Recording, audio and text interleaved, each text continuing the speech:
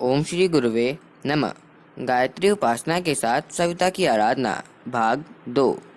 शास्त्रों में अनेकों प्रमाण उपलब्ध हैं जिनमें कहा गया है कि ऋषि मनीषी नहीं देवता भी अनादिकाल से सविता की आराधना करते आए हैं।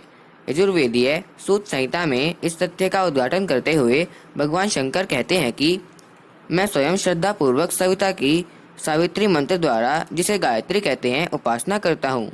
योगाभ्यास परक उच्च स्तरीय साधना एवं तपश्चर्याओं में सविता शक्ति का ही आश्रय लिया जाता है।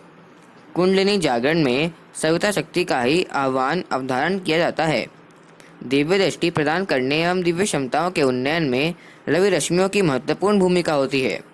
पराशर कल्प सूत्र में इस संदर्भ में विस्तार पूर्वक वर्णन करते हुए कहा गया है कि मूलाधार में सविता देवता का ध्यान करने पर दिव्य दृष्टि की प्राप्ति हो। इसी तरह अक्षयोपनिषद एवं कृष्ण यजुर्वेदीय उपनिषद में चाक्षुषी विद्या का वर्णन करते हुए कहा गया है कि इसी विद्या का आश्रय लेकर मनुष्य न केवल सभी प्रकार के नेत्र रोगों से मुक्ति पा सकता है, परंतु दिव्य दृष्टि भी जागृत कर सकता है। इस विद्या के ऋषि आयुर्बुधन्य हैं। छंद गायत्री एवं देवता सविता हैं। छांदोग्य एवं बृहदारण्यक उपनिषदों में भी इसी प्रकार का उल्लेख है, जिसके अनुसार समस्त प्राणियों की दृष्टि शक्ति के अधिष्ठाता देवता सूर्य हैं। उनकी आराधना से दिव्य दृष्टि की उपलब्धि होती है। पुरातन काल के ऋषियों से लेकर अवाचीर्ण योगी तपस्वियों की साधना उपासना में सविता की प्रमुखता रही है। उससे प्राप्त ज्ञान के आधार पर उनने अनेकानेक भौतिक एवं आध्यात्मिक अनुसंधान किए, प्रकृति पर विजय पाई।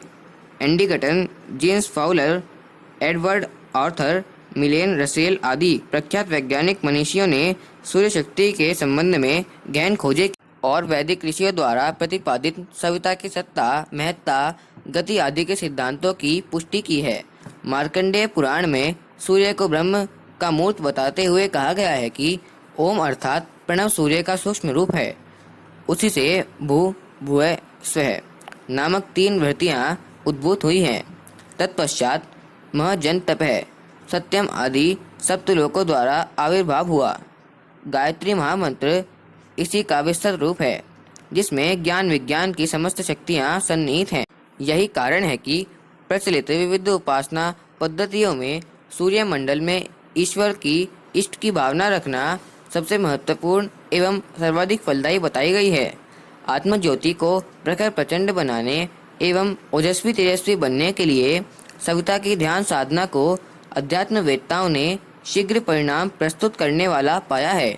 अखंड ज्योति, मई 1991, पृष्ठ 48। ओम शांति।